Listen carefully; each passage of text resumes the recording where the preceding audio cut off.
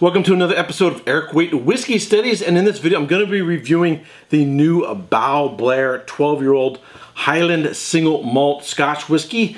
And Balblair has just undergone some major changes. It's been a bit controversial, so I want to talk about that as well. Over here I've got the Balblair 99, which I have already reviewed. I'll put a link to that review down below.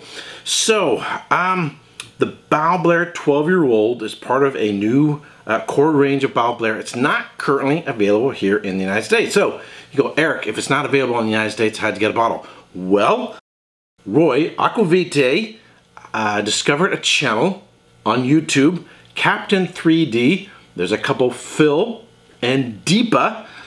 They are sort of been exploring whiskeys, and now, I mean, they've got quite a collection now, but initially they were just going tasting whiskeys, exploring them, and Roy found their exploration fascinating, and he wanted them to have on as guests. So I got introduced to Phil and Deepa through Roy on Aquavitae's channel. And the funny thing is, Phil and Deepa are actually from the UK, but they live here in California near San Francisco. So they live about 45 minutes to an hour north of where I live. So it's kind of funny because Roy in the UK, they're from the UK, and I got to know them, and yet I met them here, but I met them through Roy in the UK. It's sort of the miracle of the internet, the miracle of YouTube, and the miracle of whiskey that I got to know them. Well, Phil and Deepa had a bunch of whiskeys, many of which are not here available in the United States. Deepa's sister brought them over, so they had a get-together at their home, invited myself, as well as another viewer you may know, Donner Pass Whiskey. You may see him in the chat every once in a while. He came over, as well as some of the other friends. They had a whole bunch of whiskeys, and then Phil and Deepa were gracious enough to let me take the remnants of this bottle home. So let me get it out of the box for you. So there's several things that have changed here. One is, let's just talk cosmetically in terms of the bottle and the box.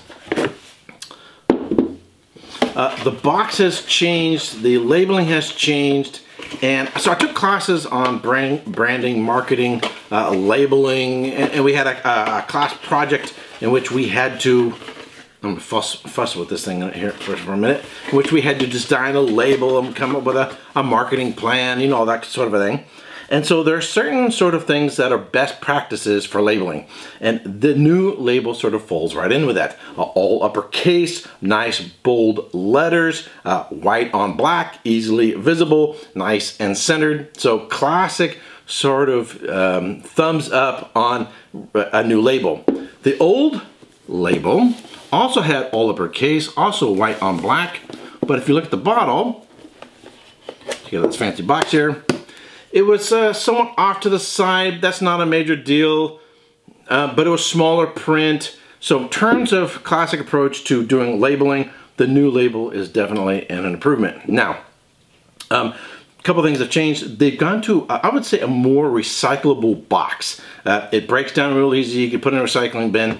This one's got magnets in it. Yes, it's very fancy. It's very, very, very nice. Makes a very nice gift box. But in terms of something you would want to throw in a dumpster or whatever, I think this one is much more user-friendly. It doesn't have all the magnets in it, right? They've stuck to something that is easily collapsible, and you can put it in a recycling bin. Unless you're into collecting boxes. But the thing they did that is most controversial is they went from vintages to age statements, which is a little bit more common. In fact, now a lot of age statements that producers, they've been going over to non-age statement, NAS, and that's a whole other controversy. So before I get into this whiskey, I want to share with you on my notes on this bottle as well as the new core lineup. Balblair 12-year-old Highland single malt Scotch whisky. In early 2019, Balblair's core range received a relaunch, ceasing to label their whiskey according to vintages in favor of age statements. This is the entry-level expression of the range, a 12-year-old single malt matured in a combination of ex-bourbon and double-fired American oak casks. It is currently selling for about 45 to 52 pounds in the UK, and although not available yet In the USA, it would be equal to about $57 US.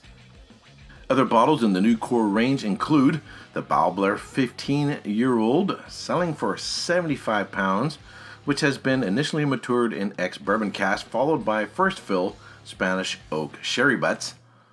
Then we have the Balblair 18-year-old, selling for about 120 pounds, as also has been matured initially in ex-bourbon cask, followed by first fill Spanish oak sherry butts. Then finally we have the Balblair 25-year-old, selling for about 500 pounds, and has been matured initially in ex-bourbon cask, then finished in ex-Oloroso sherry casks. Alrighty, so got kind of a foot there, but it's a nice portion. I'll probably get at least 4 or 5 drams out of that one. We tasted a lot of really nice whiskeys at their house, some tomatins, and some bottles that were sort of rare and that I never really seen before and not widely distributed. But anyway, we had just had a really good time hanging out, and that was the main thing, is getting to know each other, meeting each other, and hanging out, having a good time, and tasting some whiskeys. But this one I really particularly like. Color-wise, it's about the color of like a Chardonnay, sort of a light golden straw on the nose. A lot of citrus, some orange, lemon, so more like lemon meringue. Definitely some vanilla, cinnamon, nutmeg, baking spices. So definitely some maltiness. It's very floral. Maybe a little bit of tangerine, some apricot, so you got a little bit of stone fruit going on there. This is a really beautiful whiskey on the nose, and it is quite perfumey. It really jumps up out of the glass. Now, as you saw from the notes there, the biggest controversy is not this bottle, nor the next one up, but the upper tier bottles. 500 pounds. That's the one that I think is sort of really ticking a lot of people off, that they saw they used to be able to get something comparable for far less, and now it's just taking this sort of radical jump. So what's going on there? Well, from my studying of, and I'm not a marketing expert or genius or anything like that, but from what I've read in books, what I've taken in classes is, you gotta understand tiers and repositioning, all right? So automobiles, wines, whiskeys, there's a lot of different products that have various tiers. And when you have tiers, you have products at different price levels and different targeting consumers, right? And you take into consideration not only your product and who you're targeting in terms of a consumer, but what are other companies doing, right? So let's take Chevy Camaro, Ford Mustang, right? We could go up and go into European sports cars. They're going to be compared with one another. Those are different tiers. One's a muscle car, the other sports cars, and so forth, right? You get it. So wines, let's take Robert Mondavi, right? Robert Mondavi's been around since 1966. They're now owned by Constellation. They have a number of different tiers in the wines. They have Woodbridge, which is more Central California, which is their initial place for making wine. That's sort of like the most affordable, right? That's mass market, probably under $10. Next one up would be what they call Private Select. Used to be called Coastal, but they quit calling it Coastal for several different reasons. Why? Because one of their competitors was also calling their wine Coastal, right? In fact, it was Bellula Vineyards, or BV. They both had two wines called Coastal that were both sort of in the same tier. Okay, Robert Mondavi then has their Napa Valley wines, which might include Oakville, Stag's Leap, you know, so these AVAs, these locations within Napa Valley. And then the very top tier would be their Reserve. So all these are at different price points, different quality levels, and there are other wines from other producers that are parallel in these tiers, right? And that's who they're competing with, right? Just like Chevy Camaro competes against the Ford Mustang, and so on and so forth, which also would be competing against, say, the Dodge Challenger, you know, these sort of muscle cars. Those are all sort of in the same tier, more or less in the price range. So there's been some repositioning with other whiskey producers. They're saying they're top of the line whiskeys going to a particular niche market, and they're pricing them accordingly as to what they perceive these consumers that they're targeting will buy and what they are willing to pay for, and what they're worth. And with the huge demand right now going on with whiskeys in terms of availability as what they'll be able to get for the money. And that essentially has what has gone on with Balblair. New look, new tiers, and new, this is called. This is called repositioning. Repositioning. It has to do with in your various tiers and moving into another tier. When you go to a whiskey shop, when you go to a wine shop, when you go to a grocery store, the shelves are not just put there typically, and the bottles aren't just put there alphabetically, although sometimes they may do that as well. Oftentimes, the wines or whiskeys are located on the shelves according to their position. And the most commonly consumed, or the sort of prize position in a grocery store or in a wine shop or in a whiskey shop is eye level. That is prime real estate. That's where you want to get your bottle on the market, and that's where the competition is. Of course, your top most expensive are typically going to be, you know, on the upper shelf, and then the least expensive or the more affordable, expensive, more affordable budget are going to be, of course, bottom shelf. I'm going to use that term all the time. Talk about bottom shelf whiskeys. All right, or bottom shelf. Well, that's literally because they're less expensive. So when you're going to move a bottle from one shelf to another out on the market, that's called repositioning. All right, so now, is it going to work for them? That is something we've yet to see.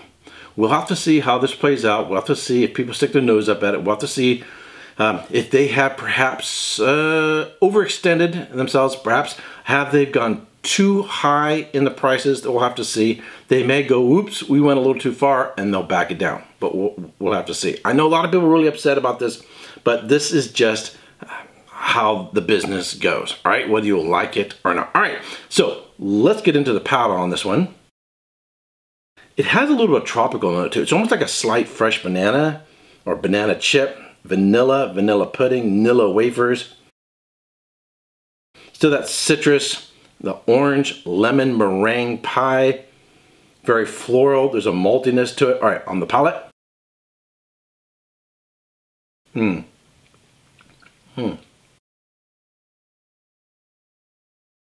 Really, really nice. One more.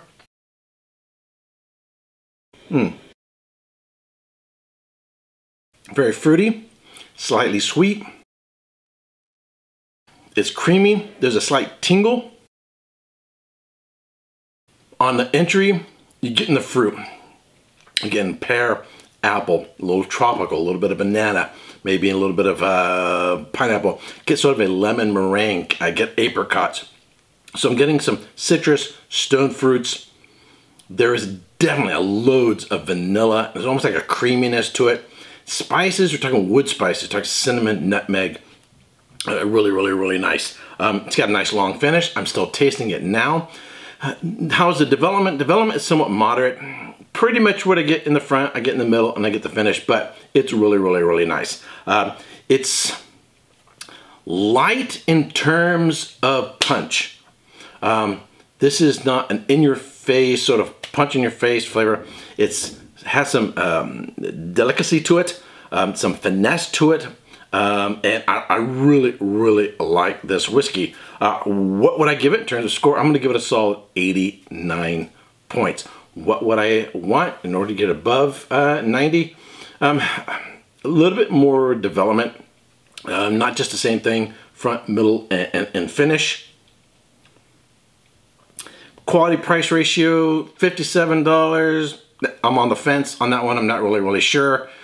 Are there similar whiskeys for far less? Maybe 40, 45, under 50?